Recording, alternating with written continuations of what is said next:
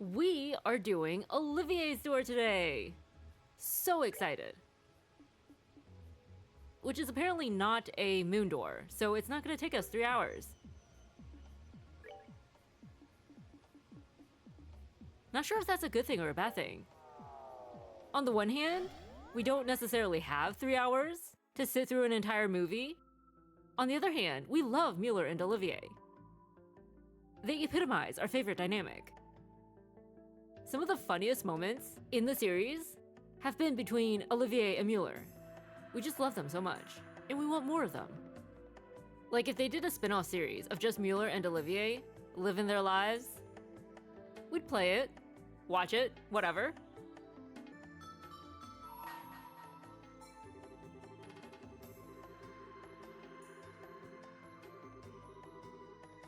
Bring to me the playful minstrel and his closest ally against the beast they seek to overcome. Only then shall the door open. Here they be.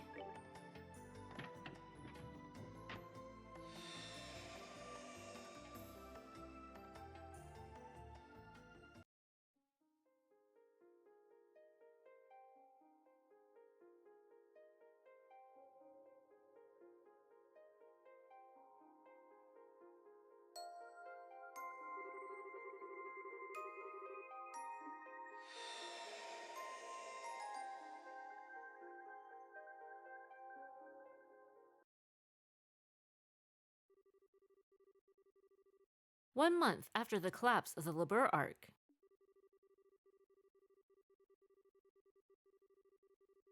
The banquet to celebrate the crisis' successful resolution was over, with Estelle and her friends having largely left the capital to go elsewhere.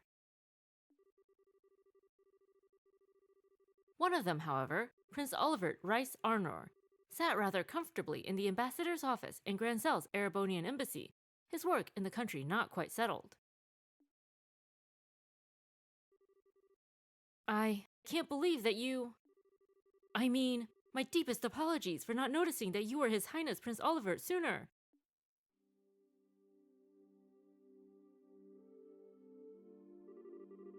Oh, I'm not surprised you never realized. I may be a prince, but my mother was a commoner.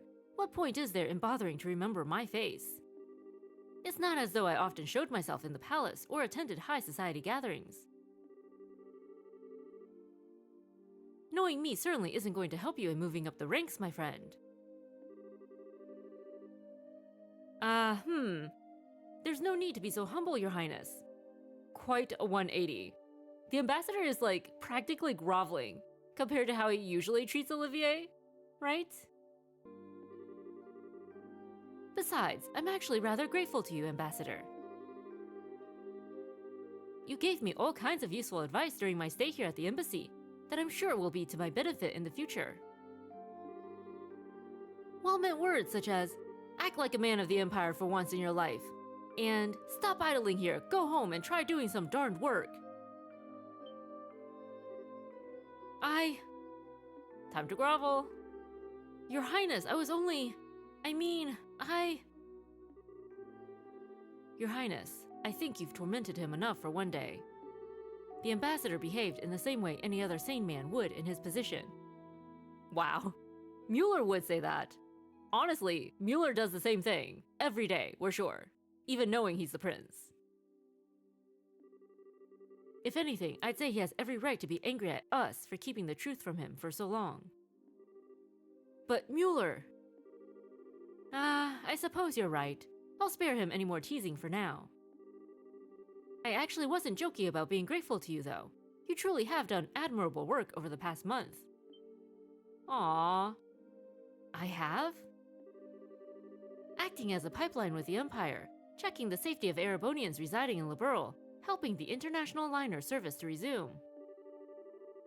And those are only the tip of the iceberg. You've done so much more. You have my deepest thanks as a prince of the Empire. Aww. I'm not worthy of such praise, Your Highness. You, however, deserve the utmost for braving the danger you did flying up to the Labeur Arc. All of what happened seems to have caused quite the commotion in our homeland. So the people seem to be rather relieved now that they know the danger has passed. It's all thanks to your courage that they are able to rest easy. Oh, there's no point in flattering me, Ambassador. I just did what I could. Nothing more, nothing less. And I couldn't have done anything alone. All I was able to accomplish was thanks to the help of those around me.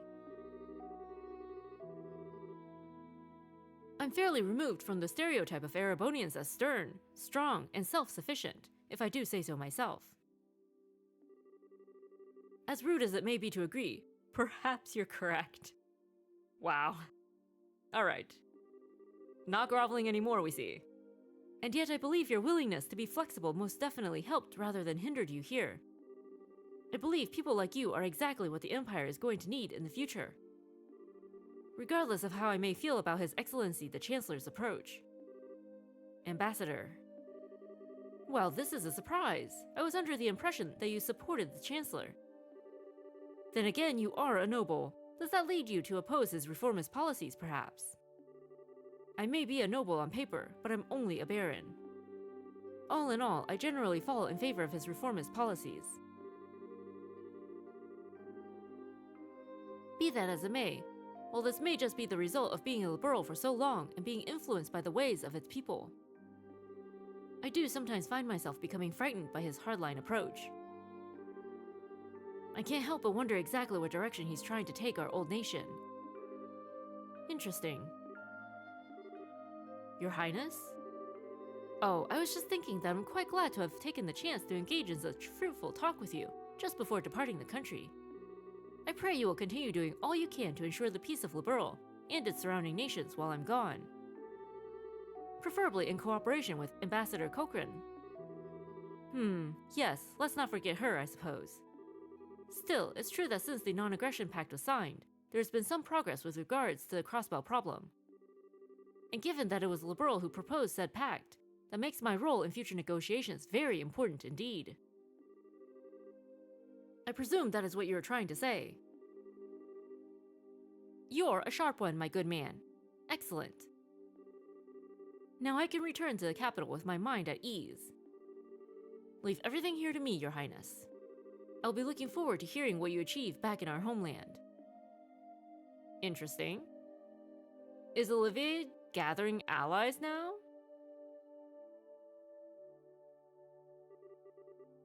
This truly is a country like no other. I never thought the day would come when I would hear things like that from a noble of the Empire. Indeed, he's apparently somewhat less of an obstinate man than I thought he was. Perhaps this nation's very air has the power to genuinely change people.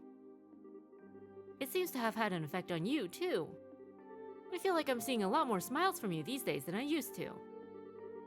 I'm loath to admit it, but that may well be true. I still find myself wishing that you would learn from Liberlian's dignity and sense of restraint, however. See, Mueller and the Ambassador aren't so different. Two qualities you don't particularly possess in any measure. In fact, you have far too much of their opposites. You say that, but these qualities are the only weapon that I have. I don't have much that will allow me to compete against the Chancellor. I need to use what little happens to be tucked in my corner as best I can. ... Have there been any changes to our plans? None. We should be able to proceed as arranged. 3 days ago, the Chancellor left the capital on a tour of Eastern Erebonia. Tomorrow, you will be returning there aboard the Arcee while he's still out in the east. All those who need to be made aware of our return have been given proper notice. Your arrival in Erebonia will make a real impact. Of that, I am certain. What potential obstructions to the plan are there at present? Nothing major. There have been some movements in the Intelligence Division's 4th subdivision, but not much. There's a chance that everyone is being cautious because the Arcee is involved. But I'd put greater odds on the idea that everyone is just treating this as a pompous performance by you, and not taking it seriously. Well, they'd be right to. It is. I've no choice but to start here, even if this means I have to use Liberl.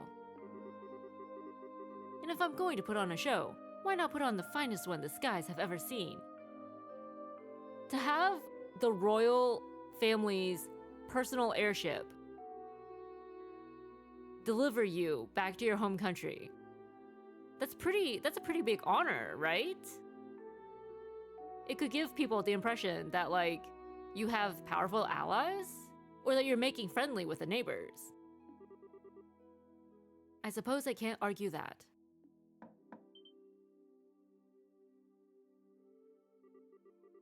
I'm sorry to trouble you at this late hour, Your Highness. A message has arrived for you from Heimdall. What would you have me do? Really? All right, come in. Pardon me. Wait. Is that who we think it is? It is! What?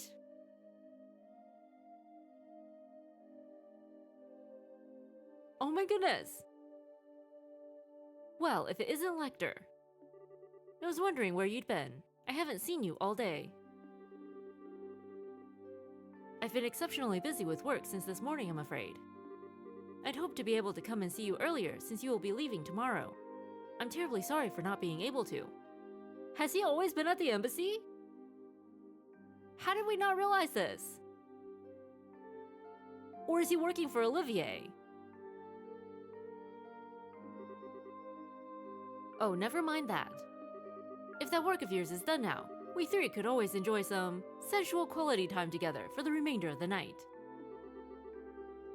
So, what was the message from the Capital Secretary? Mueller just ignores him. As he should. They've acknowledged receipt of His Highness's message. However, they didn't anticipate that you may be able to arrive all the way from Grincel in less than half a day. As such, they're currently in a minor panic trying to ensure everything's ready for the ceremony tomorrow. That doesn't come as a surprise. There's nothing like the Arcee when it comes to speed at home. How cruel you both are for so deftly ignoring my proposal! Although, it sounds as though the stage will be set in time. Now I need to decide on an outfit that will leave everyone's jaws on the floor to sweeten my arrival. Perhaps a glistening coat and white loincloth will do the trick. Mueller. Mueller's annoyed. That'd make a grand impact, all right. I almost wish I could go along and see it myself. Please don't encourage him. You show remarkable promise for someone so young. What do you say to coming back on the Arcee with me? I'd welcome your company. Your work here in Liberl is just about done as it is, isn't it? Your offer's certainly tempting, but I'm afraid I have another job to take care of soon. The thought is appreciated, of course. Really? Well, that is a shame. Good luck with that next job of yours. Thank you. Well, if you'll excuse me. Bye, Lecter. So he dropped out of school to work for the Empire. So, that is Second Secretary Lecter Arundel. Is it safe to assume he's one of the Chancellors? Oh, he's not working for Olivier. He's working for the other guy. Almost definitely, yes. He came through Hawken Gate on foot and took up his new position at the embassy a month ago. Okay. And right around the same time we headed to the Liber Arc aboard the Arcee at that. There's no way that could possibly be coincidence. Is he a spy? No, it couldn't. The most likely possibility seems to be that he's part of the intelligence division. Are you sure not doing anything regarding him all this time was a good idea? Oh, absolutely. We needed some way to find out what the Chancellor was up to after all. We'll probably get some kind of reaction from the Chancellor through his reports at some point. Probably in about 2 weeks when the Chancellor's tour has finished. You'd planned that far ahead all along, had you? Well, in that case, I'll be sure that we're ready. I'll be counting on you, love. Oh. Something the matter? Not really. It's just that the moon has come out. And what a beautiful full moon it is. Is Lecter gonna visit Chloe while he's in town? He really should. It's strange to think that this will be the last time we'll see the moon from here. Truth be told, I'm going to miss it. Well, well, it looks like putting a smile on your face a little more often isn't the only thing Liberal's done for you. It's opened up your eyes to life's natural beauty as well. But in all seriousness, we'll just have to do all we can to be able to come back and see it again one day. While we're both still alive. Is he worried the Chancellor's gonna try to assassinate him? Indeed.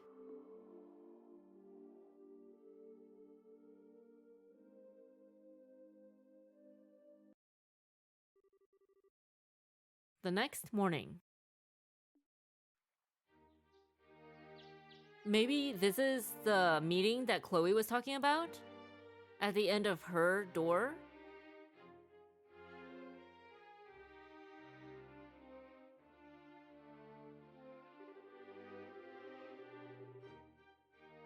Your Majesty, Your Highness, I humbly thank you both for your generous hospitality during my stay in your fine kingdom. You were even gracious enough to humor my brazen request of escorting me back to Heimdall aboard the Arcee. This debt I owe you will be repaid many times over in the future. Rest assured of that. Oh, you needn't think of this as anything we went out of our way for. Escorting an honored state guest back home is a matter of course. Particularly a guest to whom we owe a great debt of gratitude. If you ever have the opportunity, please do come back to Liberl again in the future. I imagine Estelle and Joshua will be back by then too. So we'll be able to give you a nice, warm welcome. I'm already excited for my next visit. Have they left the country yet, by the way? They're busy getting ready to leave over in Relent at the moment, I believe. I'm planning to see them off when the time comes. I see. Incidentally, while the ruins of Hamel are currently sealed off, I'll do what I can on my end to ensure they are allowed inside. Could I trouble you to pass that along to them? Aww. Certainly. Thank you very much, Your Highness. Oh, think nothing of it. It's the least I could do after all they've done for me. I owe you a great deal too, Cassius. If not for your assistance, stopping that armored division from crossing into Liberl wouldn't have been as simple as it was. I could say the same to you. Still, as I'm sure you're aware, that outcome will have been well within the realm of possibility for the Chancellor. I doubt he was even surprised by the incident. ... Really? Most likely not. Erebonia had nothing at all to gain from using that situation to occupy Liberl.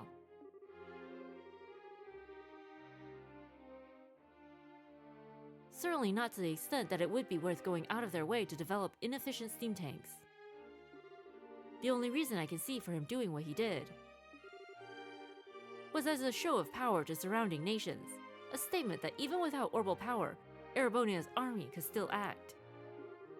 I indeed suspect that was his true aim all along. Goodness.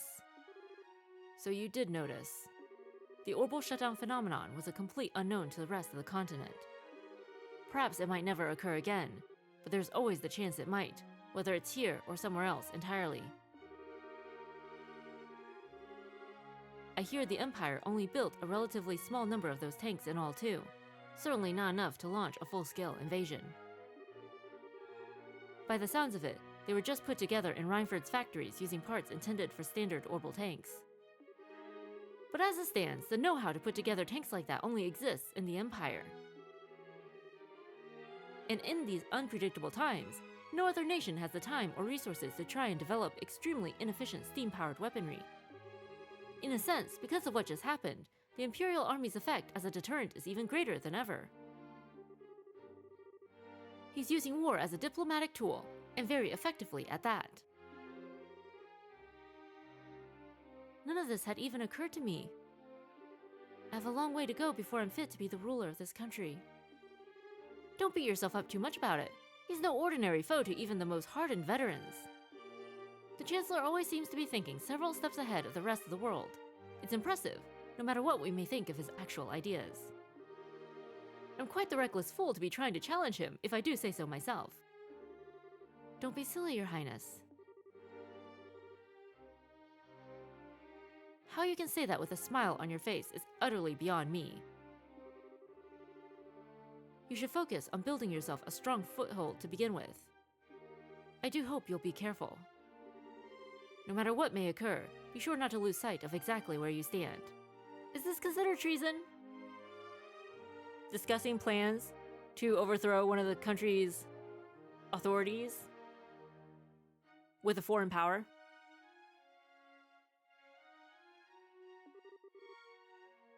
Of course, Your Majesty. If I were to go and bring shame upon myself now, I'd be wasting all the effort involved in escorting me back home. I'll be sure to take what you have said to heart. Excuse me, Your Majesty.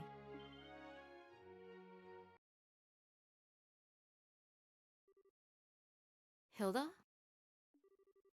Whatever is the matter? It's not often I see you so flustered. My apologies, Your Majesty. It's just that a guest for you arrived all of a sudden at the castle. Ordinarily, I would not have rushed in while you are meeting with others, but the visitor is so irregular that I thought you should know at once. Irregular? How so? Sounds like it's about time I take my leave then. Actually, the visitor said he would like to greet you as well, and not just Her Majesty. Oh? What? Hilda, just who is this visitor? Well, he introduced himself as Chancellor Gileath Osborne of the Erebonian Empire. Oh! Oh, we like this music. And Lecter's with him.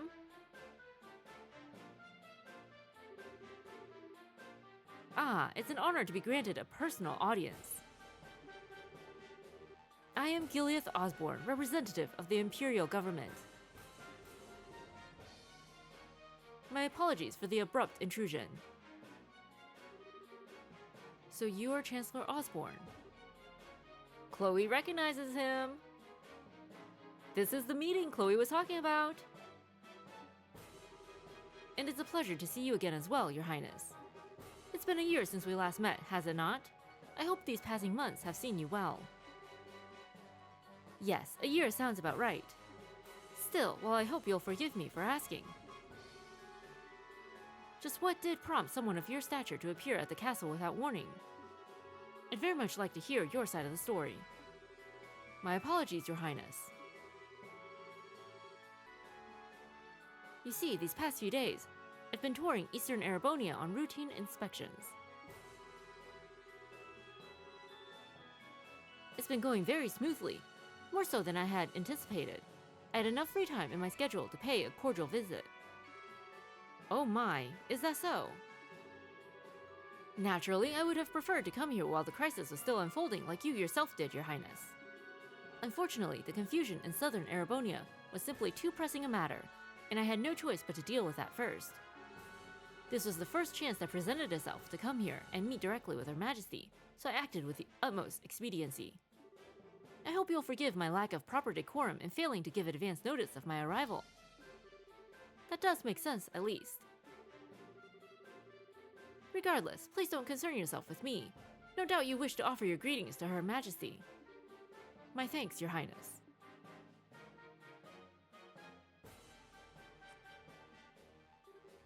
Well then, allow me to extend my most heartfelt greetings to both of you, Queen Alicia and Princess Claudia. It's abundantly clear that the crisis that unfolded here has been quite the ordeal for yourselves and for your nation's people. You have my deepest sympathies for the hardships you have endured, as well as my commendation for bringing the situation under control. I thank you for your kind words, Your Excellency. If anything, we should be apologizing to you for the fact that the southern side of your nation was caught up in what should have been our problem. We should be the ones going to you, rather than having you trouble yourself to come all the way to Liberl. I beg you to accept our apologies together with my deepest thanks for coming here today. I would never ask for apologies. I've heard what happened was the work of a shadowy organization, stirring up trouble within your borders. While I meant well by sending a military force to aid you, I wouldn't have done something so careless had I known the truth of the matter.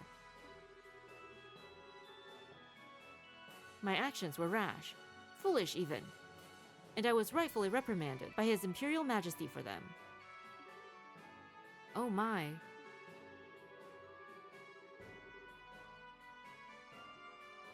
Fortunately, His Highness the Prince was able to act with all due haste to put right my misstep before even greater harm was done.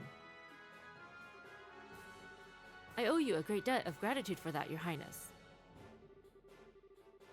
And congratulations, besides, for your part in bringing an end to the crisis. Oh, I did nothing out of the ordinary. I had a lot of help from Her Majesty, Her Highness, and Brigadier General Bright here, too. Bright, you say? It's a pleasure to meet you, Your Excellency. I'm Cassius Bright, a Brigadier General in the Liberalian Royal Army. The pleasure is all mine, I assure you. Your name is rather well known, even in the Empire. Not as much as yours is here in Liberl, I would imagine.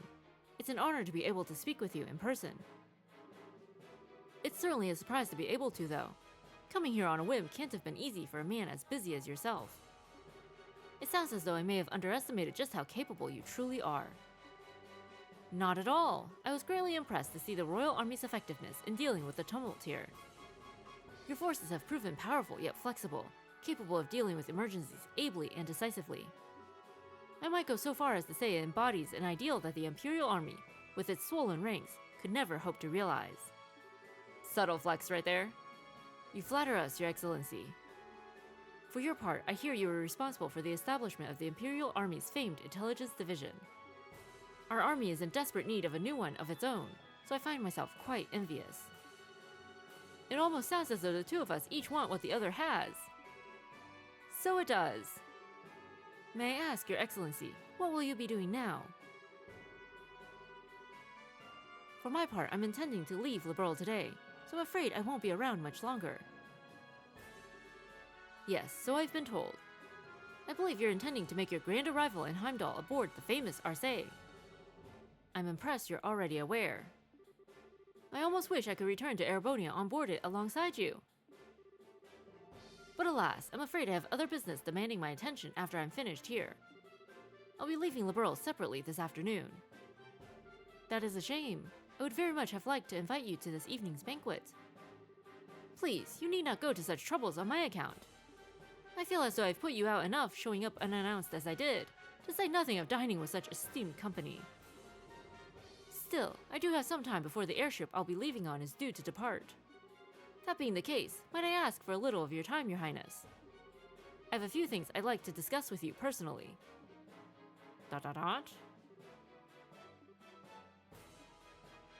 Lots of ... Very well. I have some matters I would actually like to discuss personally with you as well. What a fortuitous coincidence. Allow me to have a room arranged for the two of you to have your discussion then. Hilda, if you would. Certainly, Your Majesty. Are Chloe and Lecter gonna have a conversation too? They have some unfinished business, do they not?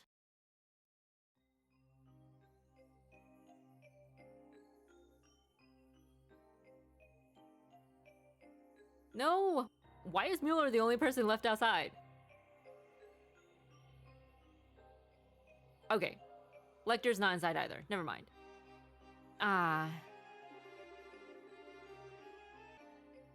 It's obvious that Her Majesty is quite the tea fancier, if this blend is anything to go by. The fragrance, the temperature, the taste. I'd be hard-pressed to find fault with any of it. I've always been more of a coffee man myself, but I've no doubt that I'd be content with a cup of this at my desk each morning. As much as I agree with you, I don't believe we're here to talk about beverages. So, shall we get right to the point? What did you want to discuss with me? I see your sojourn to Liberl has proven most fruitful. Pardon? When we last spoke, you struck me as a bright, flexible young man. And no doubt you still are. But now, I see in you a resilient inner strength girding those aspects. I'm sure His Majesty will be most delighted with your personal development. Meanwhile, I see you're the same fearless man I've always known you to be. More so, even. That crushing aura about you seems to have only grown with time. It's as if you feed on the resentment of those who live in the territories you annex. Throwing shade. Such harsh words, Your Highness. Personally, I prefer the term political unification. Annex can carry such negative connotations, you know.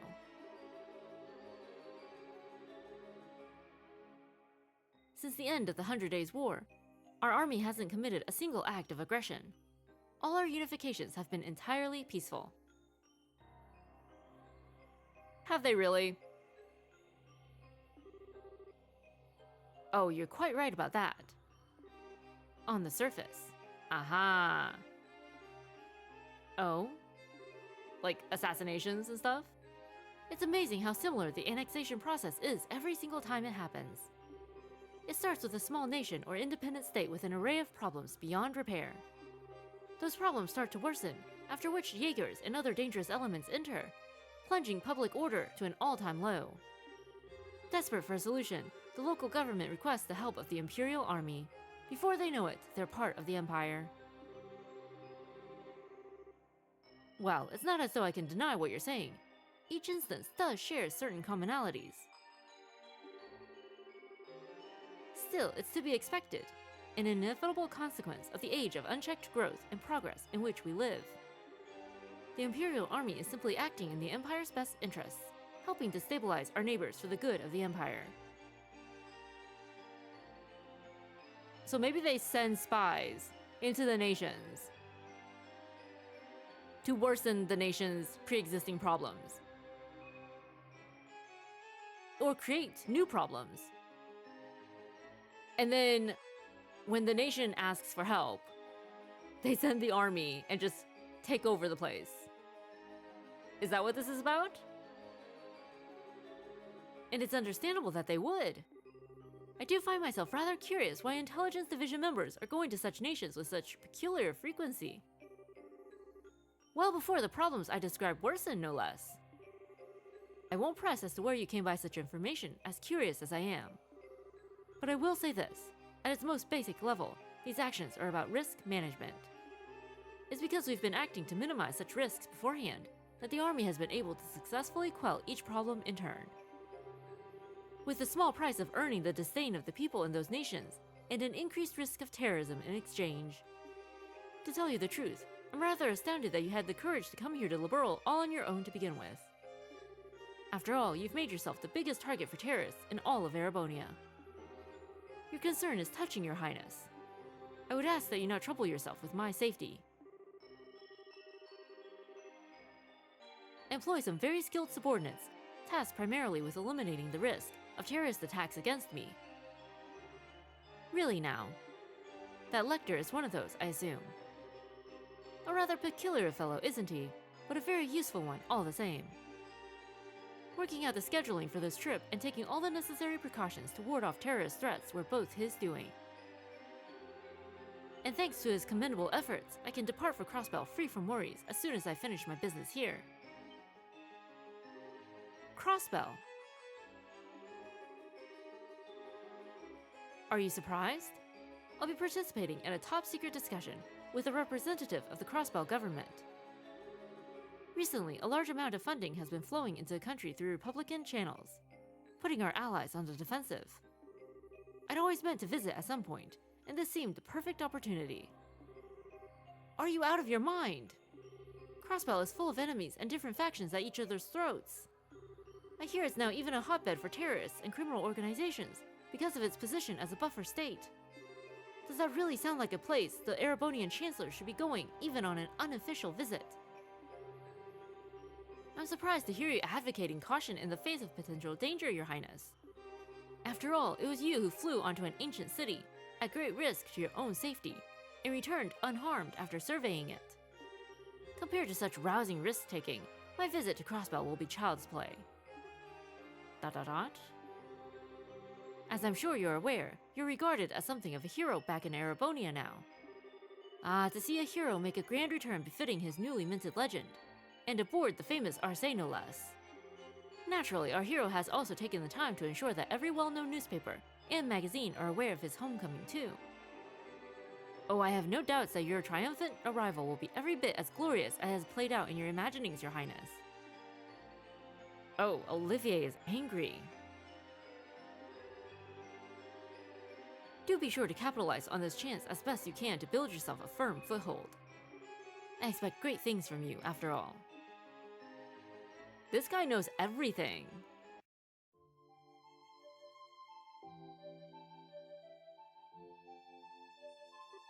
Okay, like, even back in school, like, we knew Lecter was capable, right?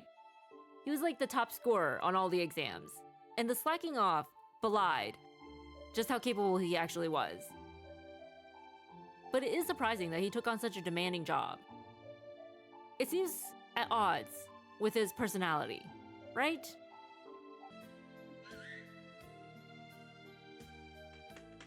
Osik is happy to see his friend.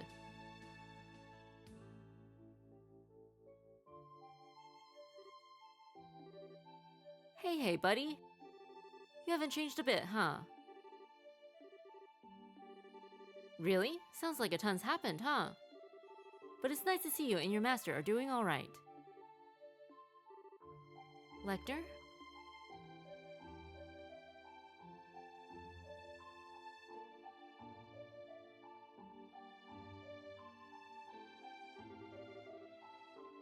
Well, good day to you, your highness.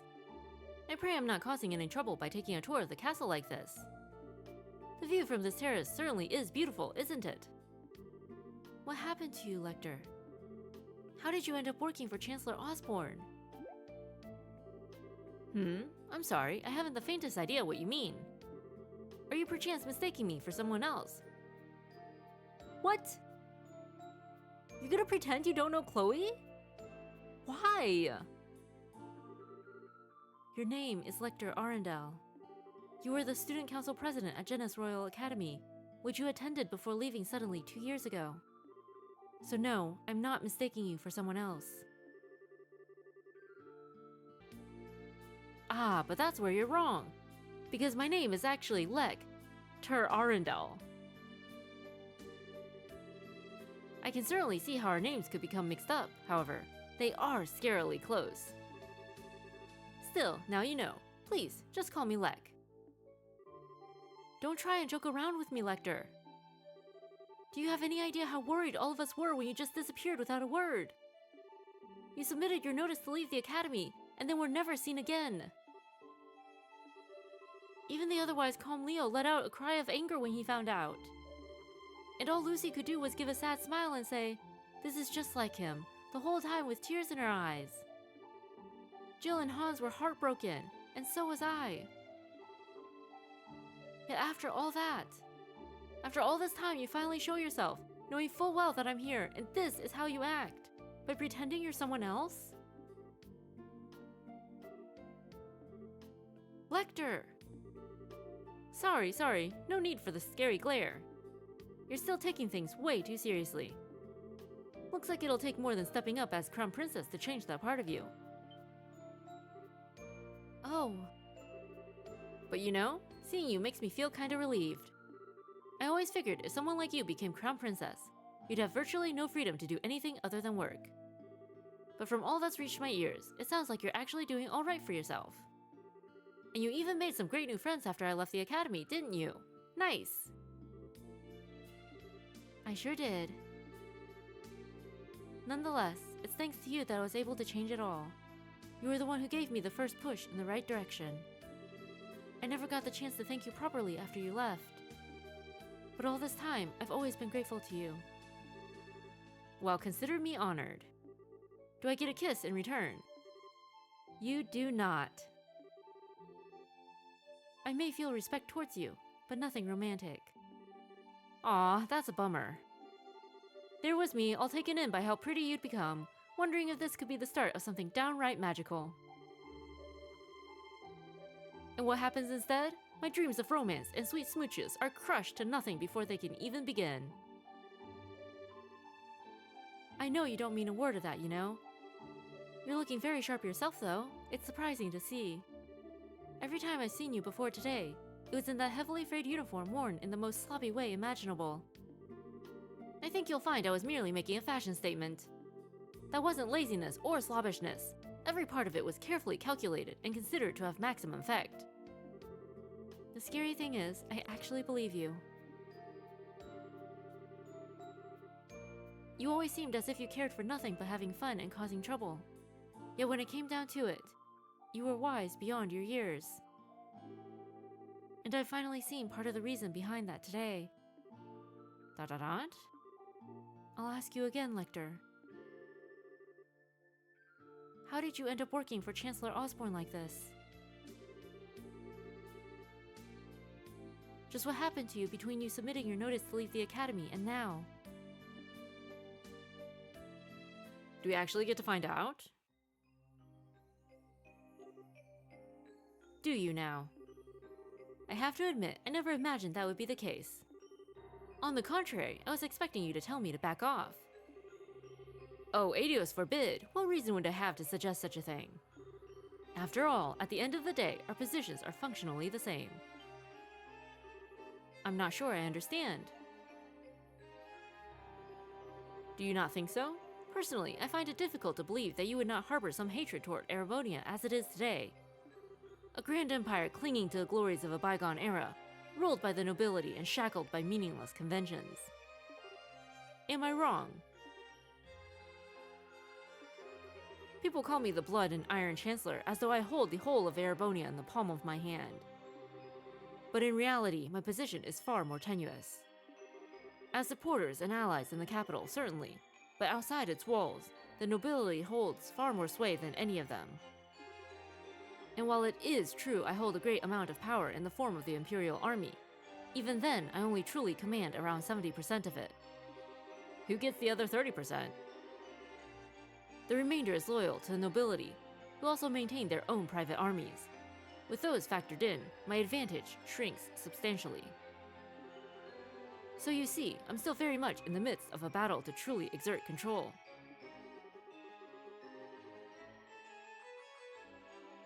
Which is why you're building railways all over the country to expand your area of influence. And you've been annexing new territory to that same end. As I've long thought, you clearly understand me better than anyone else. That's why I'll say this once again. Work with me, Your Highness. With your support, our nation will be able to bring about real reform faster than ever. The noble faction, bloated with its centuries of decadence, can be stopped before they even have the chance to unify against us. Surely that's what you desire more than anything. Let me just ask a simple question, Chancellor. What connection do you have with Ouroboros? I'm afraid I'm not quite sure what you're asking. I will say this, however. I am a firm believer in using every resource at my disposal in the name of achieving reform. That's the way I believe in handling politics.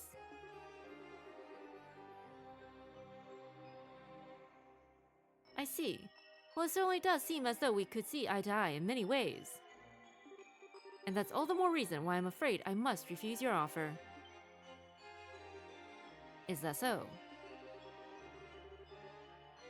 Yes, I find it difficult to like the rotten noble faction that exists in the Empire. Or, perhaps you're right that hate is the more appropriate word. But my feelings of fear towards your methods are far greater than my feelings of hatred towards the nobles. What you seem to be doing is trying to compel Erebonians with a delusive utopia, to whip them into an enthusiastic frenzy. No doubt by successfully convincing the people, the old guard will fall into the metaphorical firestorm created. And yet by then, the gears will have already begun turning. There will be no satisfying a roused populace with a thirst for revolution. The storm will just keep growing larger and more ravenous, engulfing anything and everything in its wake. You know this, don't you, Chancellor? But of course! After all, that's what I intend to happen. It's the first stage of my reforms. So basically, destroy everything and rebuild from the ground up?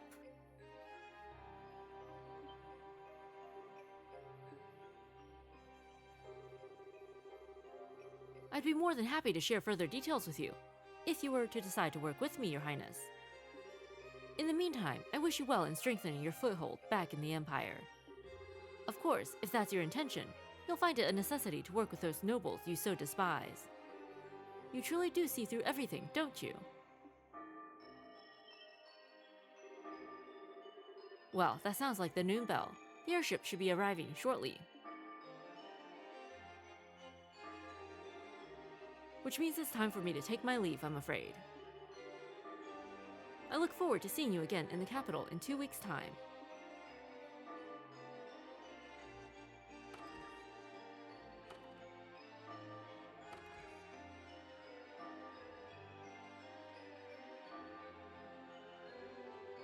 I take it the discussion is over then.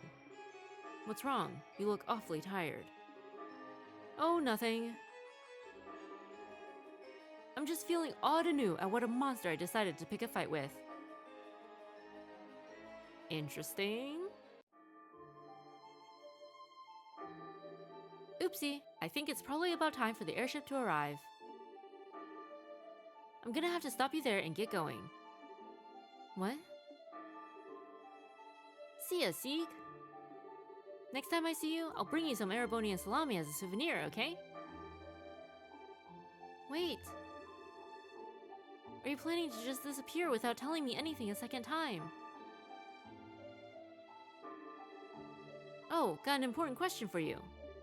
Did you fall in love with someone while I was away? Hit the nail on the head, huh? Aw, that's so cute. First love, right? How's that feel? Heart all aflutter one minute, end of the world the next. Don't you dare start teasing me.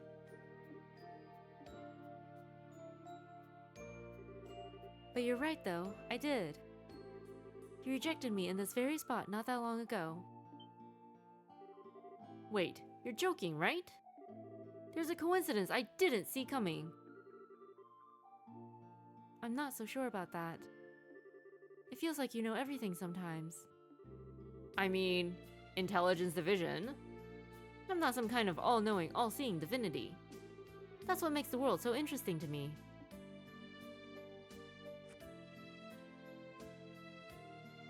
Aww. Oh. I'm happy for you, Chloe. Knowing the pain of lost love's what makes a girl blossom, in my humble opinion. Do you feel like the whole experience let you get a step closer to the person you want to be?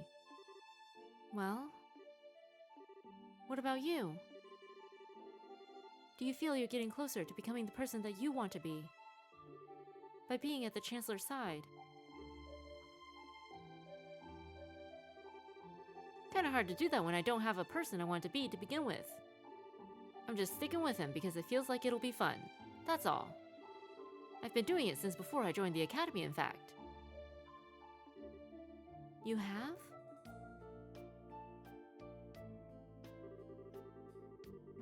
The prince is proving surprisingly capable, but he still isn't a match for the Chancellor. Tell him to watch his back, alright? So that he doesn't get swallowed up by that monster after he gets tired of dancing. Interesting. So maybe Lecter just likes a challenge. Goodbye, Lecter.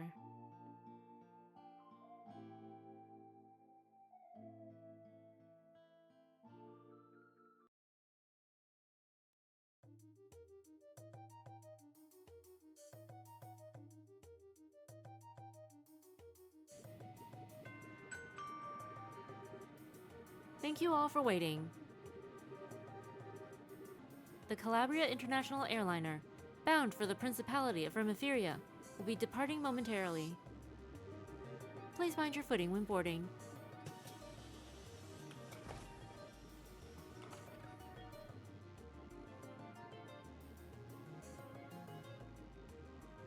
Wasn't Lucy from Remetheria? Are we hitting up all the Genis alumni today?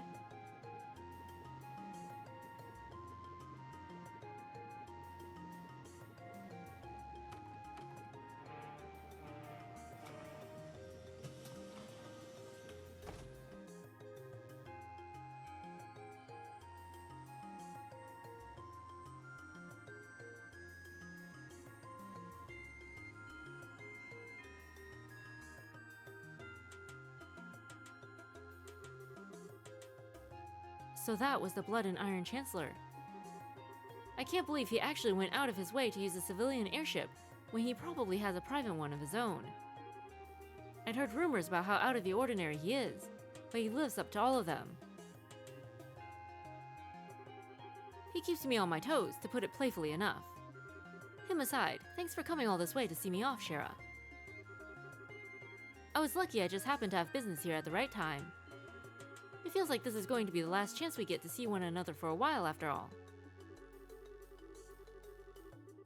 Rather unfortunate, as my dream is and always was to live away my days in the lap of luxury, surrounded by women as beautiful as you. Well, good luck with that. Changing the subject though, who was the young man at the Chancellor's side? He didn't strike me as your ordinary guy. Oh, you could tell. But of course. I'd say I'm used to running into people who are out of the ordinary at this point. We've sure fought enough of them. His name's Lecter Arundel. He's a secretary who was sent here by the Imperial government. Apparently, he was the one who planned out all the details of the Chancellor's visit to Liberl. I can't pretend to know much regarding his background, but he's exceptionally skilled at what he does. Actually, I know a little. What? Oh? Is that true? Yes. Claudia explained that Lecter once attended the same academy as her and had served as its student council president. She also mentioned about his sudden disappearance after the academy festival 2 years ago. Unbelievable. Then, someone connected to Chancellor had visited Liberl first. Then he's very likely to have had his own veritable information network established here, long before I even came up with the idea. I think it's safe for us to assume that's the case. Which also means that it's safe to assume he knows every detail about all that's happened here since. From the coup d'etat to the crisis regarding the Ariel. All of it. This man gets more unbelievable by the minute. He actually gave me a message to pass on to you earlier too. Watch your back, so you don't get swallowed up by that monster when you get tired of dancing. He sure knows how to sting where it hurts, doesn't he? I feel like I can see a whole new world of pleasure opening up before my eyes. He should know better. Getting outdone at every turn like this is really not my style. What do you mean? Captain Schwartz? I have a little favor I'd like to ask for when we're in the air.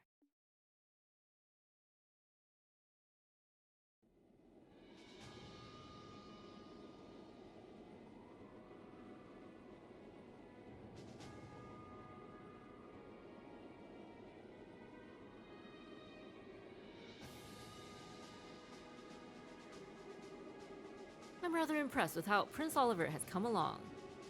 No matter how he chooses to act from here on, he will have his uses, to be certain. You would say that, given that you think of everyone as your pawns. There's me, the prince, the society. Indeed, and I am much the same. We are but pawns on the vast game board that is the Empire, where a thrill like no other will take place. But it's because you, too, wish to see how that game plays out that you've chosen to stand with me, is it not? Well, hey, what can I say? Just don't forget that this piece right here might not be loyal forever. And such a betrayal will be perfectly fine by me. Or did you honestly think I'd never considered the possibility it may happen? Just thought I'd come out and say it. So maybe we can get Lecter on the team one day? How are the other Ironbloods doing, by the way? They're all doing very well by the sound of it. At the rate things are going, there's a chance all the prince's efforts will be for naught. Perhaps I ought to hold back on him a little. Ugh, you sure don't pull any punches, do you? You know something? I wouldn't write him off so easily if I were in your shoes. What?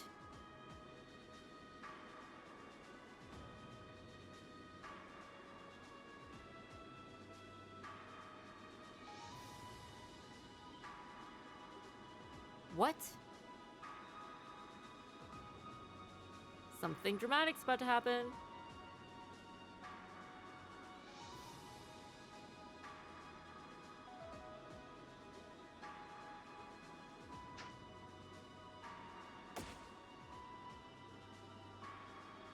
Is this a declaration of war? These look like rose petals? If you look at the windows on the right-hand side of the airship, you'll be able to see the famous high-speed cruiser, the Arcee. We've been informed that it is on its way to the Imperial capital with Prince Oliver of the Erebonian Empire on board. But he has also given us a message to relay to all of the passengers on board today. I give thanks to Adios for the good fortune to have been able to meet you today. May your journey be filled with beautiful roses and her blessings. And of course, may your journey to your homes be a safe and pleasant one. That marks the end of his message.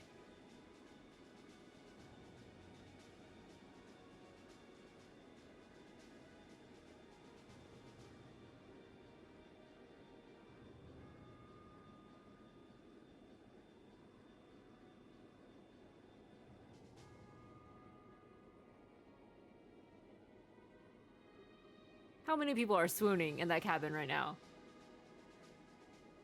I never thought there was a bigger idiot in this world than me. And yet here we are. That is saying something. Lecter and Olivier would be so good together.